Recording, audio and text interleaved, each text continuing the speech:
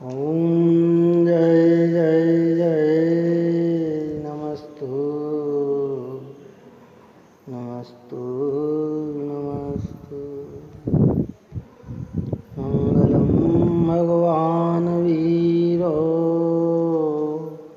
मंगलम गौतमो गणे मंगलम कुंद कुंदाद्यो जैनधर्मोस्तु मंगलम। सर्वमंगल मांगल्यम सर्वकल्याणकारकम प्रधानम सर्वधर्माणां देवं जयतु शासनं देवं जयतु शासनं देवं जयतु शासनं। नमः समय साराय स्वानुभूतिया चकास्ते चित्स्वभावाय भावाय सर्वभावान्तरक्षिणे सर्वभावान्तरक्षिणे सर्वभावान्तरक्षिणे।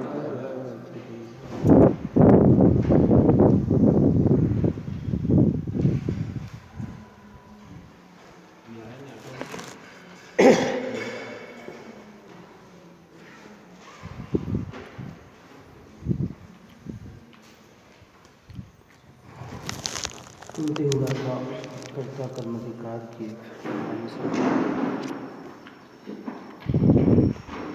चल रही थी गाथा छोटी का होगी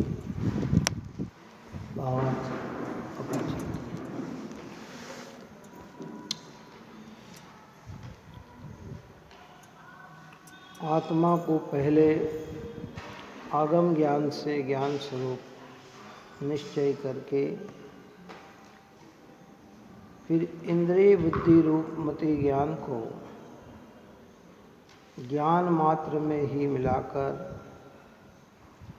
तथा श्रुत ज्ञान रूपी नयों के विकल्प को भी मिटाकर श्रुत ज्ञान को भी निर्विकल्प करके एक अखंड प्रतिभास का अनुभव करना ही सम्यक दर्शन और सम्यक ज्ञान के नाम को प्राप्त करता है। सम्यक दर्शन और सम्यक ज्ञान कहीं अनुभव से भिन्न नहीं है। टीका में इसके ऊपर में अपन ने चर्चा की है कि आत्मा को पहले आगम ज्ञान से ज्ञान स्वरूप निश्चय करके बार बार दिनवाणी का अभ्यास सुनकर पढ़कर निशंक हो जाए कि नहीं मैं तो चैतन्य स्वभावी ही हूँ, ज्ञान स्वरूपी ही हूँ।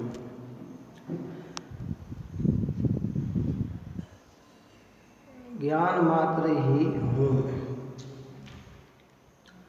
बार बार अनेक आचार्य के सूत्र हैं और अनेक चर्चा पर हमने सुनी कि आत्मा कैसा है।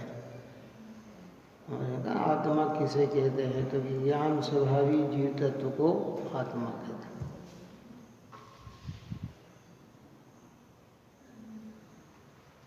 जीव किसे कहते हैं तो ज्ञान स्वभावी आत्मा को जीव कहते हैं। एक ही परिभाषा है, जीव और आत्मा कोई अलग अलग नहीं है।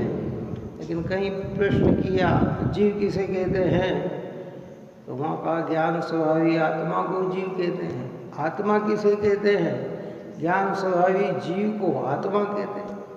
क्या है बात ही समझ में। तो ये आगम ज्ञान से बार बार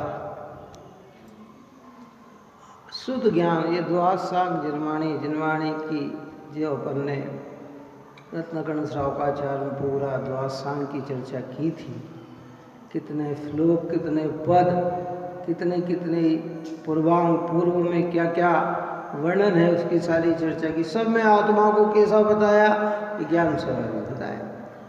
बार बार हम चिंतन भी करें कि हाँ आत्मा कैसा है कि विशेष ज्ञान स्वभावी तो है। टोडरमल साहब की भाषा में कहें तो वे कहते हैं कि ये जानने देखने वाली वस्तु है ना, यही तो आत्मा है। ये जान रही है ना, यही तो आत्मा है, ये समझ रही है ना, यही तो आत्मा है। ये शरीर, ये इंद्रिया, ये मन, ये वाणी, ये कोई आत्मा नहीं है, क्योंकि ये सब विलय को प्राप्त होते हैं और इनकी एक लिमिटेशन व्यवस्था है। किनकी? शरीर की एक लिमिटेशन व्यवस्था है, इंद्रियों की एक लिमिटेशन व्यवस्था है, लेकिन ज्ञान स्वभाव अनलिमिटेड है, अनादि अनंत है। कितना? अब मतलब ये 5 इंद्री, जब तक हम मनुष्य या संगी पंचेंद्री में रहेंगे, पंचेंद्रियाँ रहेगी। अगर पुरुषार्थ करके सम्यक दर्शन को प्राप्त करके मुनिव्रत धारण करके स्वरूप स्थिरता करके मोक्ष चले गए तो इंद्रियाँ छूट जाएगी, हैं? और नहीं तो फिर हेडक्वार्टर में जाएंगे तो इंद्रियाँ छूट जाएगी। हेडक्वार्टर इंद्रिय को दशा, तो वहाँ पे भी ये हमारी सब छूट जाएगी। 5 इंद्रिय तो सदा रहने वाली है नहीं, मन सदा रहने वाला है नहीं, वाणी सदा रहने वाली है नहीं, मकान दुकान सदा रहने वाले है नहीं। तो जिनवाणी हमें बार बार क्या समझा रही है, तुम कैसे हो? ज्ञान स्वरूप हो, ज्ञान स्वरूप हो, ज्ञान स्वरूप हो। तो ऐसे आगम के अभ्यास करके ज्ञान स्वरूप का निश्चय, स्वप्न में भी ज्ञान के अलावा कुछ भासना नहीं। व्यवहार बहुत कोई लंबी लिस्ट कह दे, कोई चिंता की बात नहीं, लेकिन अपनी तरफ से हम देखें तो अपने में क्या देखें कि मैं कैसा हूँ? मैं तो ज्ञान स्वभाव। फिर इंद्रिय बुद्धि रूपी मति ज्ञान को ज्ञान में ही मिलाकर, इंद्रिय और बुद्धि के द्वारा जो ज्ञान का प्रवर्तन हो रहा है वह ज्ञेयाशक्त न होकर, ज्ञेय में न उलझकर ज्ञान में ही मिलाकर। कहाँ?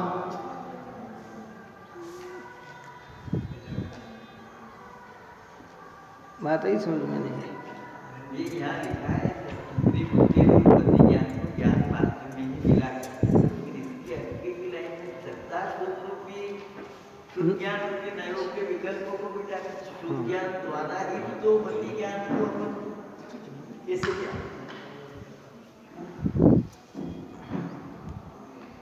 इसका वर्णन आ रहा है ना सर। तो प्रारंभिकता तो ये है कि भाई कल अपन ने दृष्टांत दिया था कि सूर्य की किरणें बिखर रही है तो कुछ भी नष्ट करने के लिए तैयार नहीं है, लेकिन वही किरणों को जब केंद्रित कर दिया जाता है तो लकड़ी को भी जलाने में वह समर्थवान है। जैसे हमारा मति ज्ञान बिखरा हुआ है, बाहर गेयों में जाकर रुक रहा है। ये गेय से हटकर जहाँ से निकल रहा है ज्ञान वहीं चला जाए, वहीं रुक जाए। और जो नए के जो विकल्प जितने भी होते हैं ना, वो विकल्प शुद्ध ज्ञान का विषय है। काय का है? हाँ, मति ज्ञान सामान्य ज्ञान है, शुद्ध ज्ञान विशेष ज्ञान है। उसमें जितने भी विकल्प होते हैं तो कहते वो विकल्प को भी मिटाकर, मतलब कहने का प्रयोजन है कि विकल्प मिटाकर शब्द का प्रयोग किया है, लेकिन उसकी वास्तविकता यह है कि वह भी मिट जाए। कौन सा? शुद्ध ज्ञान के विकल्प में मिट जाए।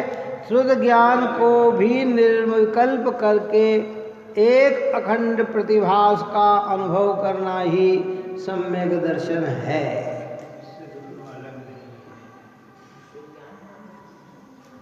एक अखंड का प्रतिभास, चिन्मात्र चिन्मात्र चिन्मात्र की अनुभूति का नाम ही सम्यक दर्शन है। हाँ, ये बात समझ में आई। हाँ, जो आपने कहा नहीं, अब ये कैसे अपने ऊपर प्रैक्टिकल करा। कितनी बार अपन देखते हैं अपन खुद, अपने को कोई भास नहीं है, लेकिन अपना मति ज्ञान जाने कहाँ कुछ, और उसको भी बारीकी से सूक्ष्म से अभिप्राय से पकड़े तो भी नजर आता है कि अभी थोड़ी देर पहले अपन कहाँ था और कुछ ज्ञान नहीं है। एक ज्ञान में, लेकिन कुछ भाग में नहीं। तवे पे एक दृष्टांत दिया है कि जैसे पुराने समय में तवे पे आज भी बनती है रोटी, तवे पे पानी की कुछ बूंद डाली जाए तो भाप बन के उड़ जाती है, और रेगिस्तान में अगर वो पानी की बूंद डाली जाए तो सूख जाती है, पता नहीं लगता। लेकिन जहाँ नदी बह रही है उसमें वो पानी की बूंद डाली जाए तो बह जाती है। क्या होती है? उसका विलय नहीं होता है, वो उसी में बह जाती है। ऐसा ये हमारा उपयोग जो है विषयों में लग रहा है, कषायों में लग रहा, आरम सारम में लग रहा है, ये तवे की बूंद जैसा है कि और थोड़ा सा सूक्ष्म होकर अगर रेगिस्तान में लग जाए तो भी, और यही उपयोग अगर उपयोग में टिक जाता है तो आनंद रूप के होकर बह जाता है पूर्ण ज्ञान में। इसलिए यहाँ कहा कि भाई ज्ञान में ही मिलाकर समेट कर। आगे बहुत बड़े दृष्टांत देंगे अमृत चंद्राचार्य भगवान आने वाले क्लास में। गजब की बात है भाई। देखो भ्रांति हमारी निकाली है, पहले तो आगम ज्ञान से पूरा पक्का निर्णय कर लो, संशयात्मक रहना नहीं। संशय मिथ्यात्व का ही अंश है। संशय काय का अंश है? मिथ्यात्व का अंश। इसलिए वे संशय का परित्याग करो कि नहीं मैं कैसा हूँ कि मैं तो ज्ञान स्वभावी ही। जिनवाणी माता ने तो मुझे हर जगह ज्ञान स्वरूप बताया है, मेरा वैभव अनंत चैतन्यमय बताया है कि तुम तो चैतन्य स्वरूप ही हो। हमें बार बार उसका भरोसा आना चाहिए। ये जितने कथन है वो सब व्यवहारात्मक, उससे आत्मा के अंदर कोई फर्क नहीं पड़ता। उन कथनों को आत्मा का कहना व्यवहार और उसी की मान्यता बनाना मिथ्यात्व। क्योंकि जैसी मान्यता बनाएगा ना अनुभूति वैसी तो होगी। अनुभूति कैसी होगी? चलो बताओ। जैसी मान्यता बनाएगा वैसी तो अनुभूति होगी। क्यों? घर में काम काजी महिला हो, घर के कार्य जैसे है और उसकी आस्था ये बन गई कि मैं तो घर के ही कार्य करती हूँ, घर हूँ। उसको कोई भी काम बता बाजार का, हम कैसे करेंगे, हम तो घर के कार्य करते हैं। मतलब उसकी आस्था कैसी हो गई। अब उससे कहते कि भैया वहाँ जा, कहने के भैया ये काम अपना नहीं है, अपने तो आप घर का को तो अभी 10 काम कर देंगे, वहाँ का काम नहीं कर पाएंगे। क्योंकि उसकी आस्था कैसी बन गई? ऐसी बन गई। ऐसे हमारी संयोगात्मक आस्था बन गई तो विकल्प बार बार उछल उछल के हमारे कहाँ जाएंगे। भले हम आत्मा की बात करें, अभी हमारे अंदर में विषयों में सुख दिख रहा है ना, अभी बहुत बढ़िया बात कि विषय त्याग की बात करते हैं पर भावना विषय भोग की रखते हैं। भाषा तो पूरी बोलते हैं ये त्यागना, ये छोड़ना, लेकिन हमें जो रस आ रहा है वो काय में आ रहा है? विषय में ही रस आ रहा है, 5 इंद्रिय के भोगों में ही रस आ रहा है। और जब चर्चा करेंगे तो उनके त्याग की ही करेंगे। ऐसे हम आत्मा की भी चर्चा करें, लेकिन अगर हमारा पर्याय बुद्धि में पड़ा हुआ है तो हमारे बार बार वहाँ जाएंगे। और ऐसे ही रस अगर आत्मा का आ गया तो लौकिक चर्चा होते हुए भी बार बार अपने ही स्वरूप का ख्याल आएगा कि अरे मैं कैसा हूँ, मैं तो एक चीज सामान्य चैतन्य मैं। ज्ञानानुभूति ही आत्मानुभूति है, आत्मानुभूति ही समय सार है, आत्मानुभूति ही सम्यक दर्शन है, आत्मानुभूति ही सम्यक ज्ञान है। ये बात सारभूत बात अंतिम गाथा में आचार्य कुंदन भगवंत ने कही है 2000 वर्ष पहले। इतनी पवित्र देशना रचकर जगत के कल्याण करने के लिए, जगत के जीवों का भला करने के लिए इतनी उत्कृष्ट बात लिख के चले। अब हमें सोचना है, बस बार बार आगम का अभ्यास करो। जहाँ जहाँ आत्मा को चैतन्य स्वभावी समझे बताए, रुको वहाँ थोड़ी देर रुको। जिनवाणी घर में पढ़ना, देखो लौकिक में तो यहाँ क्रमानुसार चलता है, लेकिन जब भी प्रैक्टिकल प्रत्यक्ष जिनवाणी का रसास्वादन करना हो, घर पे भी स्वाध्याय कर रहे हो, तो जो भी शब्द आए उस पर रुको, फास्ट नहीं चलना। क्या नहीं चलना? उसका रस लो, आनंद लो उसका। अरे भगवान ने तो मुझे ऐसा बतलाया, ओ हो हृदय देखो अंतरंग से जैसी महिमा आती थी है। जहाँ आत्मा की बात निकलती थी तो अंदर से ही भुलारे उड़ते थे उनको। अरे क्या क्या क्या गजब की बात।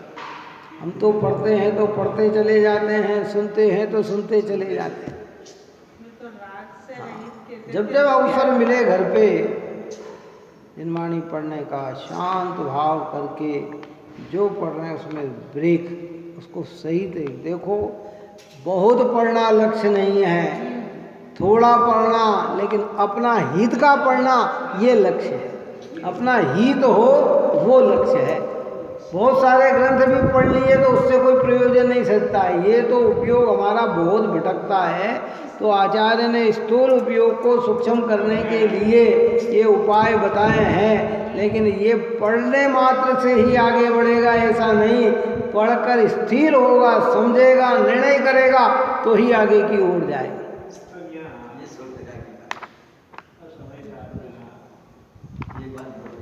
धीरे धीरे पढ़ो, जहाँ जहाँ आत्मा का स्वरूप आए हम चिंतन में चले जाओ तो हो। मेरा स्वरूप तो जिनवाणी ऐसा बताती है, भीतर से उलसितता आनी चाहिए। ऐसा यहाँ कह रहे हैं कि ऐसे एक अखंड प्रतिभास का अनुभव करना ही सम्यक दर्शन और सम्यक ज्ञान के नाम को प्राप्त करता है। सम्यक दर्शन और सम्यक ज्ञान कहीं अनुभव से भिन्न नहीं। अब ये एक धारणा ज्ञान में हमारी ये बात बैठ जानी चाहिए। कब तक बैठ जानी चाहिए? कि जब तक अनुभव ना आए तब तक बैठ जानी चाहिए कि सम्यक दर्शन का मतलब है आत्मा की अनुभूति, सम्यक ज्ञान का मतलब है आत्मा की अनुभूति। अगर अनुभूति नहीं तो सम्यक दर्शन और सम्यक ज्ञान भी नहीं। अब चाहे वो स्वाध्याय के माध्यम से अनुभूति करें, दर्शन के माध्यम से अनुभूति करें, निर्ग्रंथों के माध्यम से अनुभूति करें, भेद विज्ञान के माध्यम से अनुभूति करें, मूल अनुभूति ही है।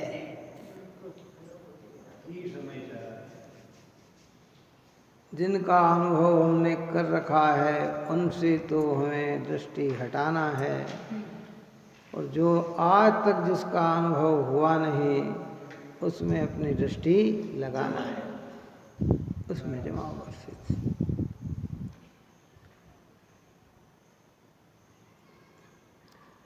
अगर ये चीज प्राप्त हुई तो कर्ता कर्म अधिकार की सार्थकता हो गई। क्या है? रस तो यही है भाई। देखो नहीं तो ठीक है। देखो न मामा से काना मामा अच्छा है, पर मामा के सामने काना मामा अच्छा नहीं है। पढ़े बार बार जिनवाणी पढ़ो, आत्मसंग। ये तो उपयोग स्वरूप कहा भगवान ने, ऊपर की गाथा में निकला ना, सर्वज्ञ भगवान ने तो एक आत्मा को एक उपयोग स्वरूप कहा। कैसा है आत्मा? कैसा एक उपयोग स्वरूप। उपयोग स्वरूप को हो, चित स्वरूप को हो, चेतन स्वरूप को हो, ज्ञान स्वरूप को हो, सब एक ही बात है। आत्मा तो ऐसा है।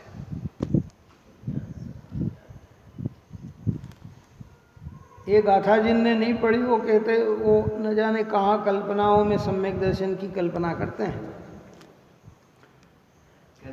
हाँ, और उसी में संतुष्ट होकर आगे की ओर मान लेते हैं कि बस ये हो गया तो अपना ये हो गया, नहीं ये हो गया तो अपना ये हो गया। यहाँ के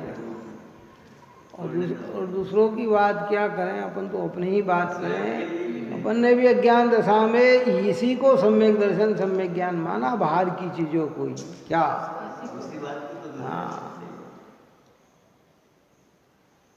सोचो विचार करो भाई, थोड़ा सा समझ आ गया। हाँ है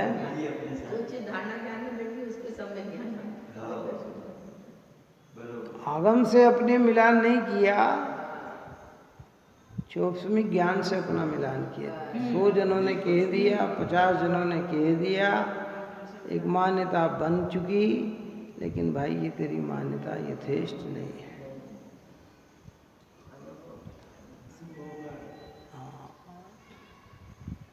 बहुत बाधाएं, बहुत बाधाएं, बहुत बाधाएं। इन सब बाधा को उल्लंघन करके आगे बढ़ना है।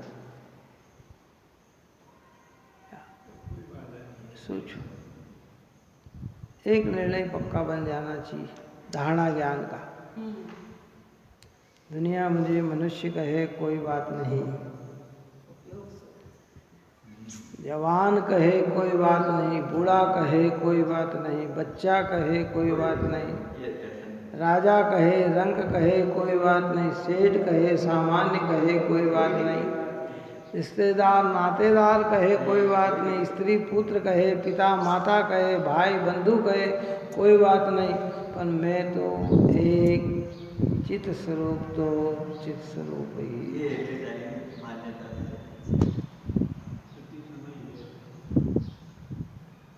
मेरा सुख मुझ में ही है, पर में नहीं है। दुनिया बताएगी आप, और हम कहेंगे ये कर लो सुखी हो जाओगे, ये कर लो, ये सब, या ये कर लो बड़ा शांत हो जाएगा, बहुत अच्छा लग जाएगा। सब सत्य है, लेकिन आत्म के सामने ये सब असत्य है। इसलिए श्रीमद् रायचंद्र जी ने लिखा, ज्ञान और आनंद स्वभावी आत्मा की अविराम श्रद्धा ही सम्यक दर्शन है। क्या लिखा? है ना बात, पहले भी कहा था ये बात। क्या? ज्ञान और आनंद स्वभावी आत्मा की अविराम बिना कटाब्द के अखंड श्रद्धा बनी रहे, उसका नाम ही सम्यक दर्शन है। अनुभूति पूर्वक प्रतीति। अब हमें दुख लगने लग जाए, ये लगने लग जाए कि भाई फिर क्या है, आत्मा में दुख है नहीं, और जो दुख आत्मा में दिख रहा है वो आत्मा का लक्ष्य है नहीं, वो आत्मा को भूल कर है। बाहर में सुख नहीं और आत्मा में दुख नहीं। क्या कहा? बाहर में सुख नहीं और आत्मा में दुख नहीं। अब आत्मा को पहचाना नहीं, इसलिए दुखी है। क्या?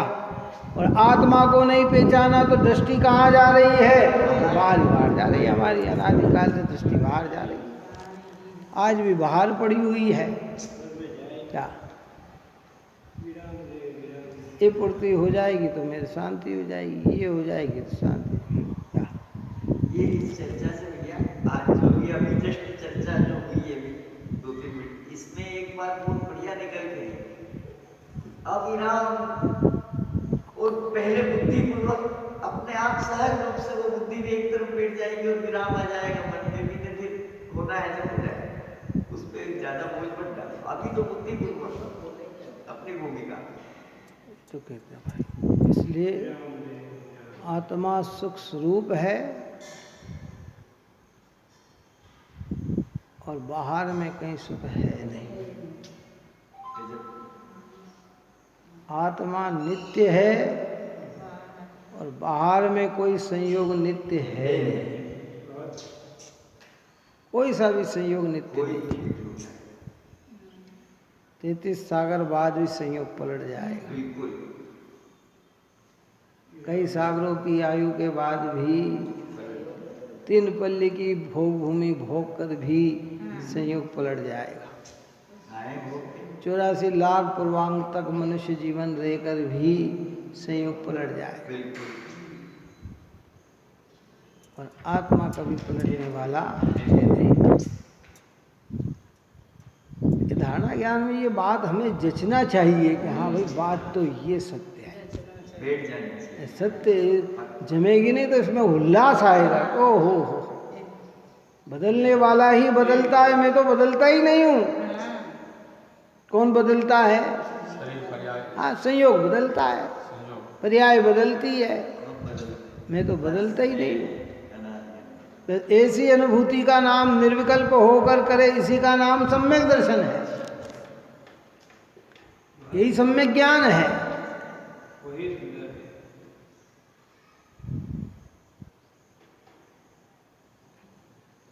इसलिए सोचिए। अब इसी अर्थ का कलश रूप काव्य कहते हैं। गाथा अपनी यहाँ पूर्ण हुई। अमृत से भरा अधिकार है। देखो भाई, एक एक गाथा इसकी इतनी महत्वपूर्ण गाथा है अपनी निकल चुकी है। जितनी महिमा गाएं उतनी कम है। एक एक पदार्थ की स्वतंत्रता की सिद्धि की गई, एक एक पर्याय की स्वतंत्रता की सिद्धि की गई। कोई द्रव्य किसी अन्य द्रव्य का कर्ता है नहीं। प्राप्य, विकार और निर्वृत्ति तीनों ही व्याप्य लक्षण वाले होने से एक ही में उत्पाद वे ध्रुव है। सब इसकी चर्चा सब इसमें आई है। अब तो सब तरफ से उपयोग खींचकर आत्मा के सन्मुख करके विकल्प भी टूट जाए, कार्य की सिद्धि, और उसके अंदर भीतर से ललक। देखो, प्रयत्न पर करने पर ही कार्य सिद्ध होता है। मोक्षमार्ग प्रकाशक में अंतिम अधिकार में लिखा, पुरुषार्थ से ही मोक्ष की सिद्धि। मोक्ष की सिद्धि पुरुषार्थ से, तो सम्यक दर्शन की भी प्राप्ति पुरुषार्थ से ही है। बिना पुरुषार्थ के कोई सम्यक दर्शन थोड़ी है।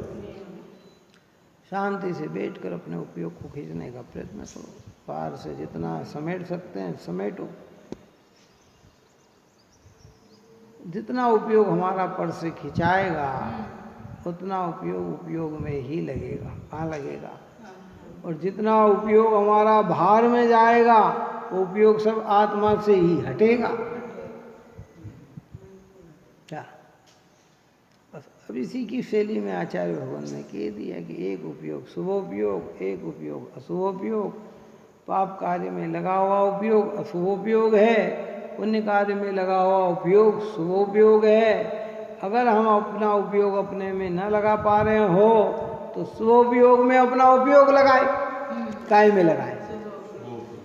उपयोग अगर उपयोग में न ठहरे तो कहाँ लगे? कि देव धर्म गुरु की आराधना में लगे, तत्व विचार में लगे, प्राणियों के हित में लगे, किसी का अहित न हो ऐसी भावना में लगे।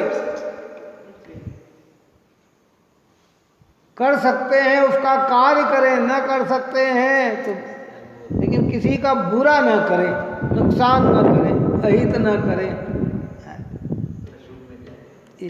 ये सब बात है।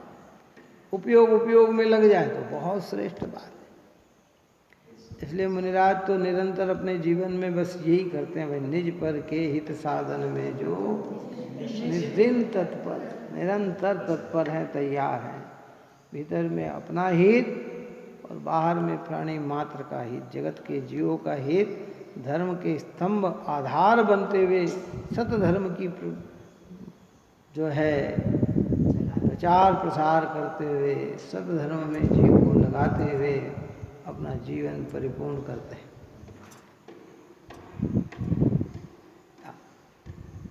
देखिए कलश अपना 93 नंबर का, 92 अपना हो गया था।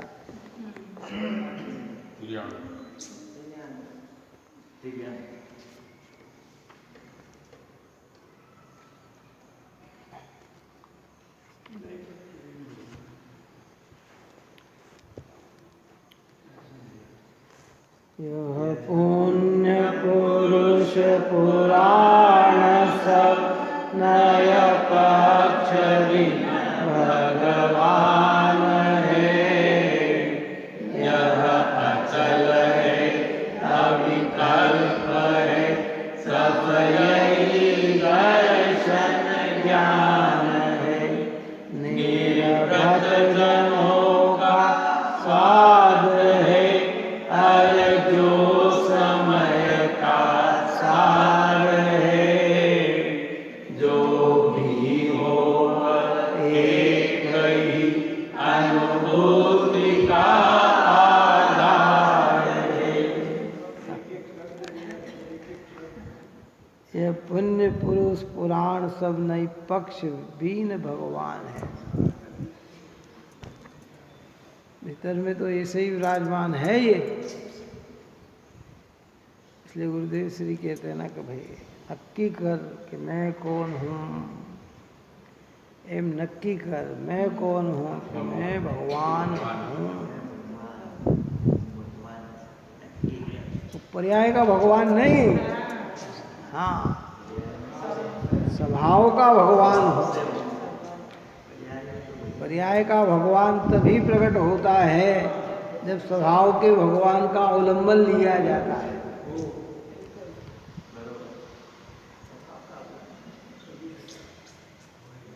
पुराण पुरुष है ये, पुण्य पुरुष है ये अचल है, अविकल्प है, बस यही दर्शन ज्ञान है। ऐसी जो अनुभूति होती है कि अचल और अविकल्प, विकल्पों में आत्मा को समझा जा सकता है लेकिन विकल्प से आत्मा की अनुभूति नहीं की जाती। विकल्प टूटे तो अनुभूति होती है। प्रारंभिक भूमिका है जो अपन रोज ही चर्चा करते आ रहे हैं कि हमारी भूमिका है, लेकिन विकल्प से अनुभूति नहीं होती। भ्रांति सबसे बड़ी आप और हमारे अंदर ये पड़ी है कि जब आत्म संबंधी विकल्प उठने लग जाते हैं, आने लग जाते हैं, तो हमारे मन में एक संतुष्टिकरण हो जाता है कि ओहो ये अनुभूति है। लेकिन ये बहुत सारे लोग कहते हैं ना हमें तो अनुभव हो गया, वो कहता हमें अनुभव हो गया, वो कहता हमें अनुभव हो गया कि साहब मैं तो ध्यान में ऐसा बैठता हूँ कि मैं किसी को नहीं देखता हूँ। तो बहुत बढ़िया प्रशंसा है, लेकिन तुम ध्यान कर रहे हो ऐसा तुम्हें ध्यान है, यही तो विकल्प है। बात ही समझ में नहीं है।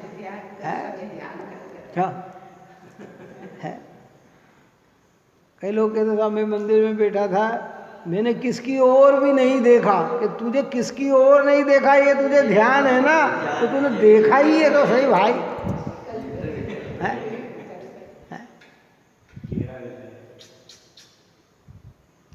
साहब आप आए थे पर मैंने आपसे आंख नहीं मिलाई, तो भैया तेरे को ख्याल तो था ना। क्यों? बहुत समझने की बात है ये। देखो अभी ये भूमिका बन पाए या न बन पाए, वो धारणा में ये सत्य रखना है, इतनी बात ध्यान रखना है। क्योंकि चर्चा तो आगम के अनुसार उत्कृष्ट से उत्कृष्ट होगी, लेकिन चर्या उतनी ही होगी जितना हमारा पुरुषार्थ होगा क्या। लेकिन ख्याल में तो रहे ना, जैसे ये बात ख्याल में रही कि आत्मानुभूति ही सम्यक दर्शन है, आत्मानुभूति ही भले हो या ना हो, लेकिन एक धारणा में तो बना है ना कि जब भी सम्यक दर्शन करना है तो अनुभूति से ही होगा। अगर अनुभूति नहीं की है तो मैं सम्यक दर्शन नहीं है। चाहे मास मास उपवास किए काया बहुत सुखाई है, चाहे पर्वराज परिश्रम पर कितने ही मनाए, पर्वत पर कितनी ही बार चढ़ उतर कर चलाए, अगर अनुभूति नहीं है तो सम्यक दर्शन नहीं है।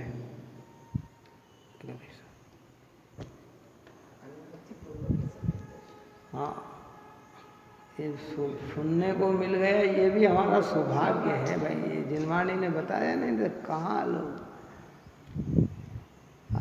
आरंभिक भूमिका में व्यवहार नहीं की अपेक्षा से बहुत कुछ बात। जहाँ मैंने कहा ना कि जहाँ व्यवहार की चर्चा चल रही हो वहाँ अपने विकल्प को संतुष्ट करना, अपने अंदर समझना कि ये व्यवहार की चर्चा है, ये ब्रेक नहीं लगाना कि अरे ये सम्यक दर्शन नहीं है। नहीं तो फिर जनवाणी में परस्पर आपस में क्या होगा, विरोध भाषित होगा। और जनवाणी विरोध नहीं है, जनवाणी में अपेक्षा है बस समझने की। नहीं तो हम समुद्रवत आचार्य से लड़ने चले जाएंगे कि साहब आपने ऐसा क्यों लिख दिया कि देव शास्त्र गुरु का सिद्धांत सम्यक दर्शन है। यहाँ तो कुंद आचार्य देव ने अनुभूति को सम्यक दर्शन कहा कि भाई उसमें सब समाविष्ट है, सात तत्व में भी समाविष्ट है आत्मानुभूति। अनुभूति पूर्वक प्रतीति का नाम ही तो सम्यक दर्शन है। लेकिन जीव विकल्प में उतरता है। देव शास्त्र गुरु के सिद्धांत में सातों तत्व के सिद्धांत सब पर भेद विज्ञान है। ऐसी कोई चीज बाकी नहीं है कि जो उसमें नहीं है। इसलिए अचल है, विकल्प है, बस यही दर्शन ज्ञान है। निज भ्रत जनों का स्वाद है। ज्ञानियों का स्वाद क्या है? जो यह समय का सार है, जो भी हो एक अनुभूति ही, एक ही अनुभूति का आधार है। नयों के पक्षों से रहित अचल निर्विकल्प भाव को प्राप्त होता हुआ जो समय का आत्मा का सार प्रकाशित होता है, वह यह समय सार शुद्धात्मा, जो कि निभृत निश्चल आत्मलीन पुरुषों के द्वारा स्वयं आस्वादमान है, कौन करता है? इसका आनंद कौन लेता है? आत्मानुभूति पुरुष लेता है।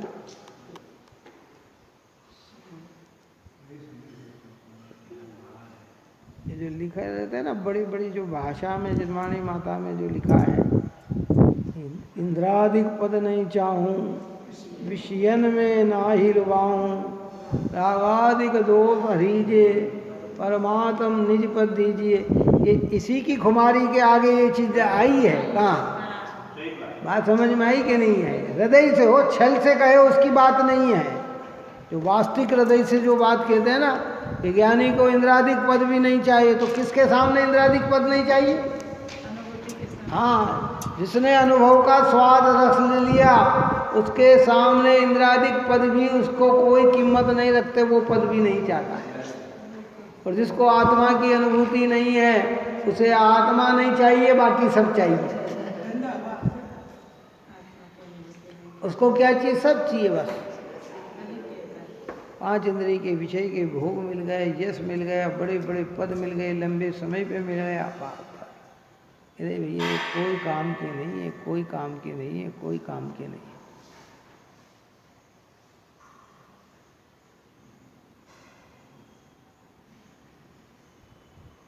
और अंत समय में यही प्रश्न हमारे सामने आके खड़ा होगा। सब कुछ किया और आत्मा को नहीं जाना। भजन में आता है ना, उसमें जाना नहीं निज आत्मा, ज्ञानी हुए तो क्या हुए, ध्याया नहीं शुद्धात्मा, ध्यानी हुए तो क्या हुए। वेद और पुराण सब पढ़ लिए, सब पढ़ लिए, सब पढ़ लिए। अंतिम समय में प्रश्न होगा ही, क्या होगा? हो सकता है अगर जागृत रहे तो इसका जवाब भी देंगे, और मूर्छित हो गए तो ये भी पता नहीं। बहुलता से जीवन तो अंतिम समय में ऐसे ही चला जाता है। इतना जागृत दशा में जीवन छोड़ने वाले तो न के बराबर होते हैं। अंतिम समय में तो सब बेसुध होकर ही जीवन छोड़ते हैं। पता ही नहीं लगता है कि क्या हुआ और क्या है और कहाँ चले गए। और जागृत अवस्था में भी वे जीवन छोड़ते हैं जो शांत भाव से छोड़े तो काम का। एक्सीडेंट में कहीं हो जाए, अभी वो है ना, बस गिर गई, पानी में डूब गए 12 लोग, वो अंदर के अंदर, वो क्या भगवान, वो तो निकलने का ही प्रयत्न कर रहे होंगे, कौन सा भगवान का नाम ले सकते हैं? वो पानी में जैसे ही गिरी बस, तो वो तो बाहर के लिए छटपटा रहे होंगे ना। जीने की तो लालसा रहती है ना, कैसे मैं बाहर निकलूं, है, लेकिन निकल ही नहीं पाए ना। कैसे, जब सब चीज बंद है तो कैसे निकल पाएंगे? बिल्कुल सर। हाँ, और ये संस्कार डाले तो धीरे धीरे धीरे धीरे जागृत। इसलिए वही समाधि मरण है जिसमें जागृति है। हाँ, ये तो बाकी तो सब व्यवहार है। इसलिए जनवाणी के निकट में रहकर बार बार बार बार ऊंचे भावों को बनाओ। क्या है? पुरुषों के द्वारा स्वयं आस्वादमान है, अनुभव में आता है, वह विज्ञान ही जिसका एक रस है, ऐसा भगवान है। ज्ञान के आगे विज्ञान लग गया ना, ये सम्यक्तता का सूचक है। सुज्ञान कहो, विज्ञान कहो। क्या कहा? इस ज्ञान के आगे सु लग गया तो सम्यक ज्ञान, कु लग जाए तो कुज्ञान। अब ज्ञान में खाली ज्ञान शब्द है ना, उस ज्ञान में दोनों ही संभावना होती है। काई की संभावना होती है कि वो सम्यक भी हो सकता है और खोटा भी हो सकता है, लेकिन जब विज्ञान का प्रयोग कर दिया गया तो वो ज्ञान सम्यक ही होता है। जैसे हमारे कहा ना वीतराग विज्ञान, आत्मज्ञान ही ज्ञान है, शेष सभी अज्ञान और आत्म शांति का मूल है वीतराग विज्ञान। विज्ञान का मतलब सम्यक ज्ञान। वीतराग अर्थात राग, क्योंकि जहाँ राग देश का अभाव होगा वहाँ ज्ञान सम्यक ज्ञान ही होगा, दूसरा ज्ञान नहीं हो सकता। जहाँ भी राग देश का अभाव हुआ कि ज्ञान सम्यक ज्ञान होगा। जहाँ राग देश होंगे बुद्धिपूर्वक रस लेकर, तो वहाँ तो अज्ञान कुज्ञान ही कहलाता है। सूक्ष्म ज्ञान हमसे ज़्यादा देवों में है और जन्म लेते ही पैदा हो जाता है। कैसे? नरकों में है, जन्म लेते ही अवधि ज्ञान मिल जाता है, लेकिन उस ज्ञान का प्रयोग आत्महित में किंचित भी नहीं है, तो ज्ञान कुज्ञान नाम पाता है। क्या नाम पाता है? कुज्ञान। ऐसे कई बार इतना आज बच्चों का नॉलेज देख लिया जाए, बड़े बड़े का नॉलेज, इतना नॉलेज कि आप और अपन आश्चर्यचकित हो जाते हैं कि इन्हें कितना ज्ञान है, कितना नॉलेज है। लौकिक ज्ञान की बात कर रहा हूँ अभी, है, लेकिन ये सब विज्ञान नहीं कहलाया जाता है। और आत्मस्वाद अनुभव में आया तो छोटा सा भी ज्ञान हो तो क्या कहलाता है? विज्ञान कहलाता है, सम्यक ज्ञान कहलाता है। विज्ञानी जिसका एक रस है ऐसा भगवान है।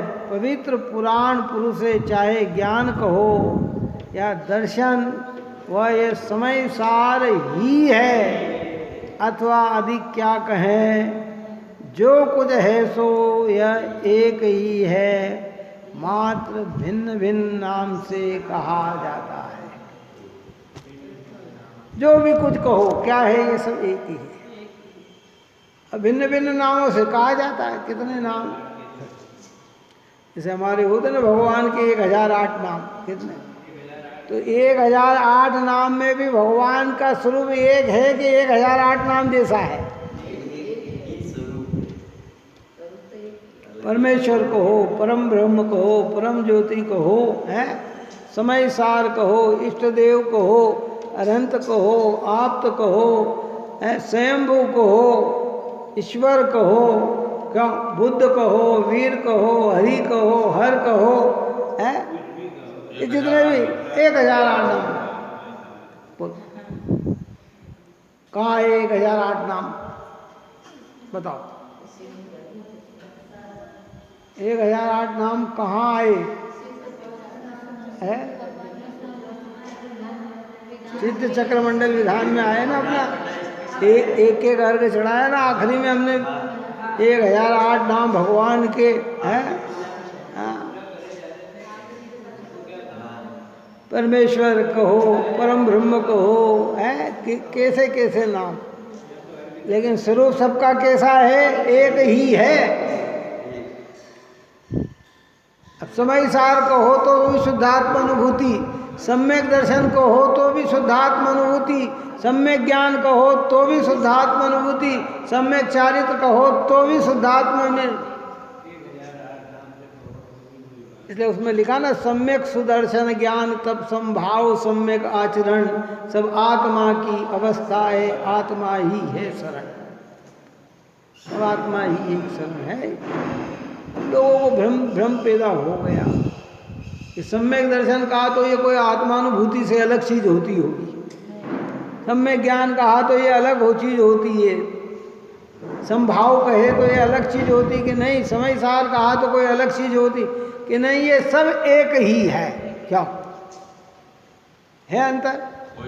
कोई अंतर।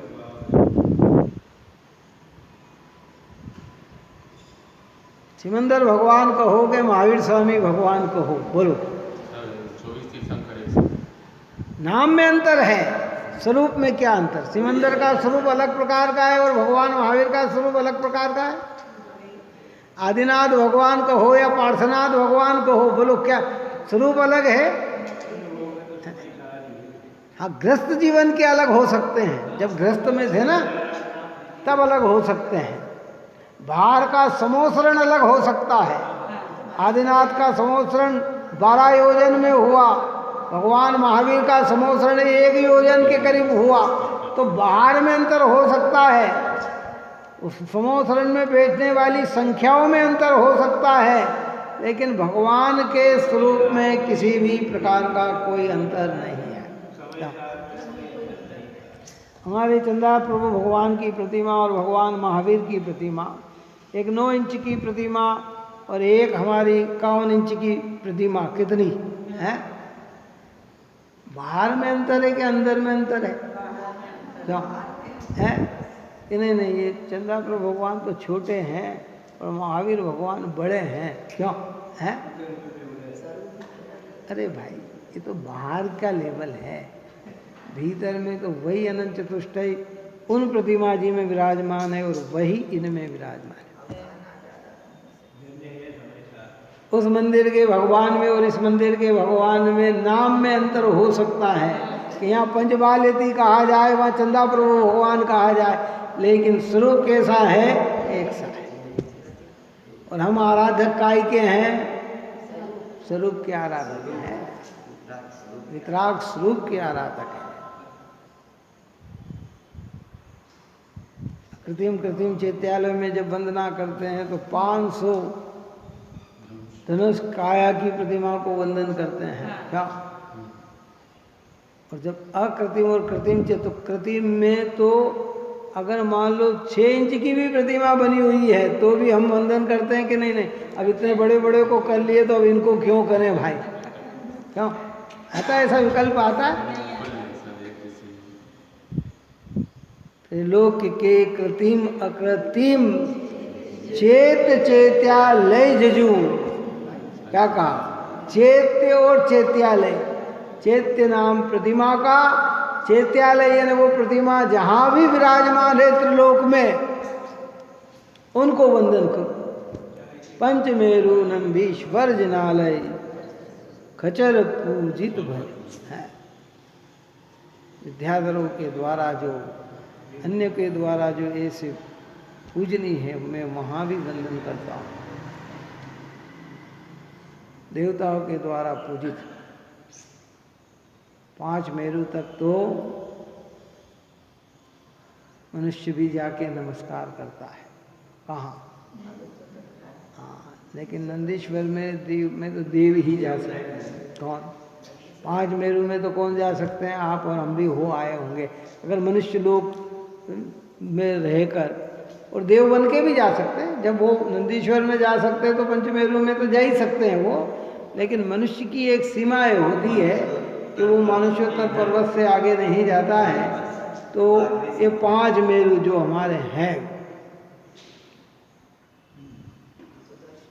सबसे पहला हमारा सुदर्शन मेरु। सुदर्शन मेरु जम्बूद्वीप में विराजमान, फिर 2 मेरु जो है वो घातकी खंड में विराजमान, और 2 मेरु जो है वो पुष्कर द्वीप में विराजमान, और उनकी साइज ऐसी है ना, ये 1 लाख योजन प्रमाण। कौन सा? हाँ, और फिर बाकी के चारों मेरु समान बखानों 80-80 हजार के किसे, तो उसी क्रम से चलते हैं। अचल, विजय, मंदिर मालू और ऐसे ये गोल, ऐसे गोल।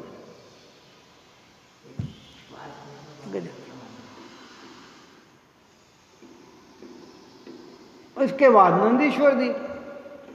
कौन? अब नंदीश्वर द्वीप में कौन जा सकता है?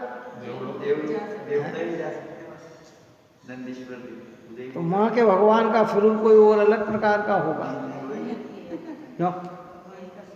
अगर इस जीव के अंदर भीतर सम्यक दर्शन प्राप्त करने की योग्यता और पुरुषार्थ होना, तो एक छोटा सा बिंब भी सम्यक दर्शन में निमित्त बन सकता है। इतना। और अगर सम्यक दर्शन की योग्यता नहीं, प्रयत्न न करे, तो विशाल प्रतिमा के आगे भी कुछ नहीं कर सकता। लगन कहाँ लगानी इसको? यहाँ लगानी। अब ये व्यवहार की चर्चा है कि वहाँ देखते ही सम्यक दर्शन हो, मन हो जाए, क्योंकि वहाँ तक पहुँचने वाले विरल तो होते हैं, हर कोई व्यक्ति पहुँच भी तो नहीं पाता, अभागा ही तो रहता है। क्या होता है? वहाँ तक पहुँचने वाले बिरले होते हैं। व्यवहार में कहते हैं कि हाँ हम गए गए गए, लेकिन वहाँ तक पहुँचने वाले ऐसे कहते। इसलिए सार बहुत बात क्या करी अपन ने अंत में पूर्ण करते हैं कि समय सार कहो, सम्यक दर्शन कहो, सम्यक ज्ञान कहो, ये सब एक ही बात है। शुद्धात्म अनुभूति ही ये सब नाम पाती है। तो हमारा लक्ष्य काय का होना चाहिए? शुद्धात्म अनुभूति। और इसी अनुभूति से निशंकता, निर्भयता, निकांक्षता सब प्रकट होती है। इसी लक्ष्य से आगम के अभ्यास, जितना अभ्यास में उपयोग लगे लगाओ, बस सीधी सी बात। और अभी एक रस भरी बात कह दी कि स्वाध्याय करना, ग्रंथ पूर्ण करना लक्ष्य नहीं है, ग्रंथ में अपने को समझना लक्ष्य है। धीरे धीरे पढ़ो, कुछ पढ़ के फिर ब्रेक लगा लो, फिर पढ़ के फिर ब्रेक लगा लो। हमको पढ़ते हुए विकल्प और इतना बड़ा कब पूरा करूँगा, इसलिए देह पेज बदल बदल कर, देह पेज बदल बदल कर, देह पेज बदल बदल कर घबरा जाते। कितना किसी को किताब पढ़ने देते ना, कोई कहता है साहब आप हमको कोई पढ़ने दे दो, इतने पेज का, तो उसको ऐसा घबराहट हो जाती है। एक दृष्टांत दे के पूर्ण कर देता हूँ। आगम में दृष्टांत, मालिका में दृष्टांत है, बहुत सारी चीज़ें हैं कि एक गांव के अंदर एक पिंजारा था। पिंजारे का मतलब रुई बेचने वाला, रुई कुटने वाला। तो उधर से 2-3 ट्रक निकले बड़े भारी रुई के। कितने? उनने पूछा कि ये ट्रक काहे के, ये काहे है? अरे भाई इसकी रजाई बनेगी ना। अब उसको ये विकल्प आया कि इतने सारे में कैसे पिंजूंगा, कब पिंजूंगा, कब होगा। उस विकल्प में बीमार पड़ गया बेचारा, काय में बीमार पड़ गया। उस विकल्प इतने सारे कैसे करूँगा, है? बीमार हो गया। घर वाले ने कहा, ये पड़ोसी ने पूछा क्या हुआ? क्या मालूम, रात से इनकी तबीयत बिगड़ गई, ऐसे हो गई ये कि कल इधर से वो ट्रक गए थे ना, कौन से? हाँ, रुई के। तो ऐसा तो बहुत कि भैया वो तो सब जल गए, आग लग गई ना, जल गए, तो वो एकदम नॉर्मल हो गया। कौन हो गया? सब काम खत्म। ये मेरा बोझ खत्म हो गया, है ना। तो ऐसे आप और हम समय सार कैसे पढ़ेंगे, है इतना? अरे भाई थोड़ा सा पर रस ले ले, बस सीधी सी बात। अगर रस लेगा तो कार्य की तेरे सिद्धि हो। इस प्रकार की चर्चा यहाँ की है। अब इसी बात को आगे 54 नंबर के कलश मकल अमृतचंद्र आचार्य देव में कहेंगे। आप और हम सभी जीव निरंतर भेद विज्ञान को प्राप्त होइए।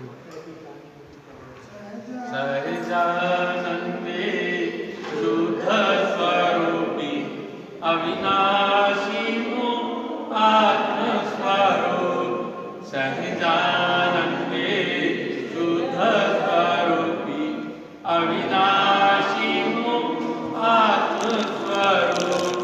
सहजानंदे शुद्ध स्वरूपी अविनाशी आत्म स्वरूप। निज में बताई यह अनंत उपकार, उसके